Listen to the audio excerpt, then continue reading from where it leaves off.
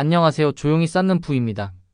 오늘 이야기는 요즘 시장을 보고 계신 분들이라면 한 번쯤은 고개를 갸웃하게 되는 장면에서 출발합니다. 원달러 환율은 거의 그대로인 것 같은데 코스피는 며칠 사이 계속 신고가를 찍고 있습니다.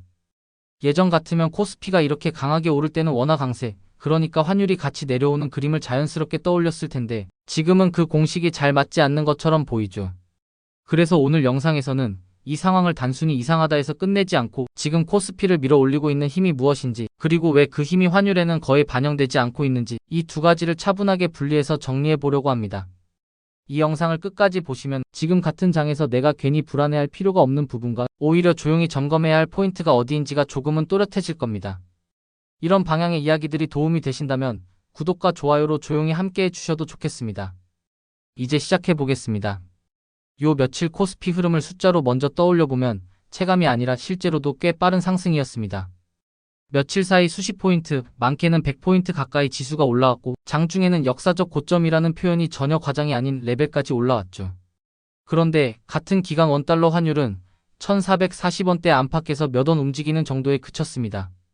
이 장면을 처음 마주하면 보통 이렇게 생각하게 됩니다. 외국인이 이렇게 주식을 사면 달러를 팔고 원화를 사야 하는데 그럼 환율이 내려와야 하는 거 아닌가요? 왜 주식만 오르고 환율은 가만히 있는 거죠? 혹시 이거 위험한 신호 아닌가요? 이 질문 자체는 굉장히 정상적입니다.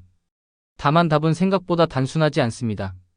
왜냐하면 코스피를 움직이는 힘과 환율을 움직이는 힘이 지금 이 시점에서는 같은 방향에서 나오고 있지 않기 때문입니다.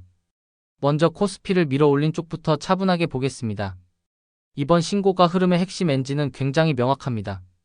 외국인 수급 그리고 반도체입니다. 최근 며칠간 코스피 상승을 이끈 주체를 보면 개인보다는 외국인과 기관 쪽이 확실히 눈에 띕니다. 특히 외국인은 현물과 선물을 동시에 활용하면서 지수 상단을 밀어 올렸고 그 자금이 골고루 퍼졌다기보다는 시가총액 상위, 특히 반도체 대형주에 상당히 집중됐다는 점이 중요합니다. 코스피는 구조적으로 삼성전자와 SK하이닉스의 비중이 큽니다. 이 두 종목이 움직이면 지수는 생각보다 훨씬 크게 반응합니다. 이번에도 마찬가지였습니다. 반도체 업황에 대한 기대, AI 관련 수요가 다시 한번 부각되는 흐름, 메모리 가격의 바닥 통과 가능성, 여기에 바로 앞에 다가온 실적 이벤트까지 겹치면서 외국인 입장에서는 지금 이 구간이 포지션을 키워도 되는 타이밍으로 보였을 가능성이 큽니다. 중요한 건 이 상승이 막연한 기대만으로 만들어진 흐름은 아니라는 점입니다. 뉴스를 조금만 자세히 보면 반도체 수출 지표, 글로벌 반도체 지수의 강세, 그리고 국내 주요 기업들의 실적 가이던스 기대가 계속해서 같이 언급되고 있습니다. 즉 이번 코스피 상승은 그냥 싸 보여서 샀다기보다는 실적이 실제로 좋아질 가능성이 높은 구간에서 미리 반영하는 움직임에 가깝습니다. 여기에 한 가지가 더 얹어졌습니다. 바로 코리아 디스카운트 완화에 대한 기대입니다. 해외 투자자 입장에서 한국 시장은 오랫동안 싸다고 평가받아 왔습니다. 하지만 그 싸다는 이유가 단순히 저평가여서라기보다는 지배구조, 주주환원, 자본 효율성 같은 구조적인 문제 때문이라는 인식도 강했죠. 최근 들어 이 부분을 바꾸려는 정책적 흐름, 소위 말하는 밸류업 관련 움직임이 이어지면서 한국 주식을 바라보는 시선이 조금씩 달라지고 있습니다. 이게 당장 기업 실적을 바꿔주는 건 아니지만 외국인 입장에서는 이제는 예전만큼 싸게만 봐야 할 시장은 아닐 수도 있겠다. 조금 더 높은 가격을 지불해도 되는 이유가 생기고 있다. 이런 인식을 만들어주는 역할을 합니다. 그래서 지금의 코스피 상승은 수급, 업황, 실적 기대, 제도 변화라는 여러 조각이 한 방향으로 맞물린 결과라고 보는 게 자연스럽습니다. 여기서 한 문단만 더 짚고 넘어가고 싶습니다. 지수가 이렇게 빠르게 신고가를 찍는 구간에서는 시장 전체가 강해 보이기 때문에 체감상 지금은 아무거나 사도 되는 장처럼 느껴지기 쉽습니다. 하지만 실제로는 상승의 에너지가 특정 업종과 특정 종목에 매우 집중돼 있고 그 외 영역은 상대적으로 조용한 경우가 많습니다. 이런 장에서는 지수만 보고 판단하면 체감과 실제 수익 경험이 어긋나기 쉽고 그래서 더 불안해지기 쉽습니다. 지수가 오르는데 내 계좌는 생각보다 조용하다면 그건 내가 잘못하고 있어서가 아니라 자금이 몰리는 방향이 제한적이기 때문일 수 있습니다. 이 구분을 머릿속에 넣어두는 것만으로도 지금 장을 훨씬 차분하게 바라볼 수 있습니다. 그렇다면 이제 자연스럽게 이런 질문이 이어집니다. 이렇게 외국인이 사고 지수가 오르는데 왜 환율은 거의 움직이지 않는 걸까요? 여기서부터가 많은 분들이 헷갈리는 지점입니다. 환율은 주식시장의 그림자처럼 같이 움직이는 존재가 아닙니다. 환율은 훨씬 더 큰 수급과 정책의 영향을 받습니다. 지금 환율이 가만히 있는 것처럼 보이는 가장 큰 이유는 외국인 주식 매수로 들어오는 달러와 그와 동시에 나가고 있는 달러 수요가 상당히 크기 때문입니다. 대표적인 게 해외 증권 투자입니다.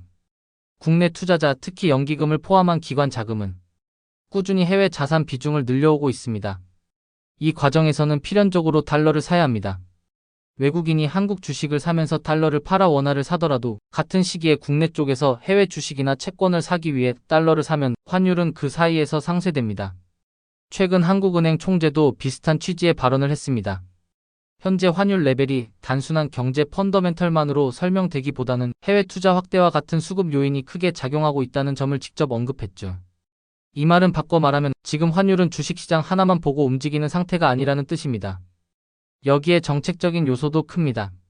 원달러 환율이 단기간에 급격히 움직이면 시장 전반의 불안이 커질 수밖에 없습니다.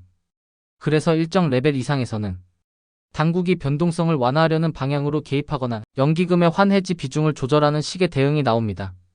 이런 환경에서는 코스피가 빠르게 오르더라도 환율은 일정 범위 안에서 관리되는 모습이 나타나기 쉽습니다.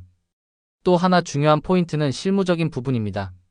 외국인의 주식 매수가 항상 현물한 시장에서 즉시 원화 매수로 이어지는 건 아닙니다. 선물로 먼저 포지션을 잡거나 환해지를 병행하거나 스왑 거래를 통해 노출을 조절하는 경우도 많습니다. 이렇게 되면 주식 수급은 눈에 띄게 보이는데 환율은 생각보다 조용해 보이는 장면이 만들어집니다. 그래서 지금의 상황을 한 문장으로 정리하면 이렇습니다.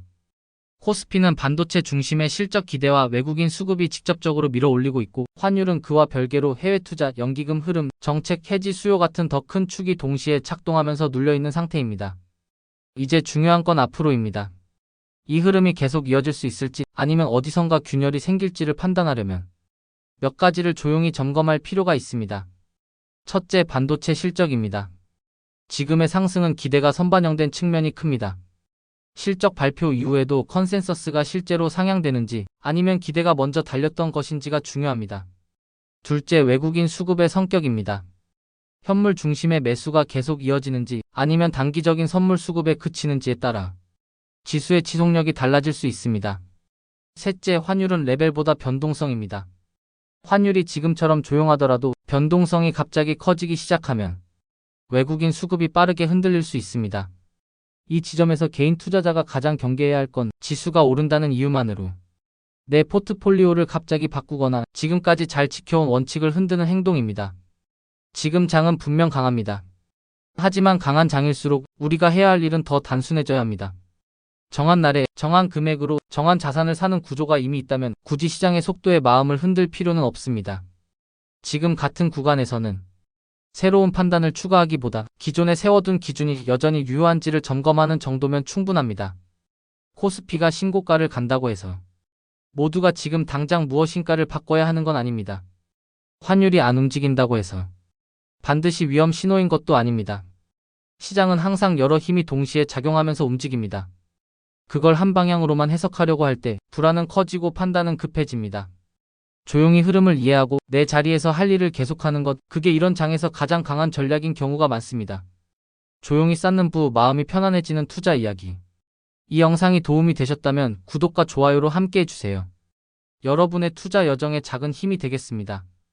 오늘 내용은 정보 전달을 위한 일반적인 내용입니다. 최종 판단과 책임은 투자자 본인에게 있습니다. 오늘도 조용히 쌓는 부와 함께 해주셔서 고맙습니다.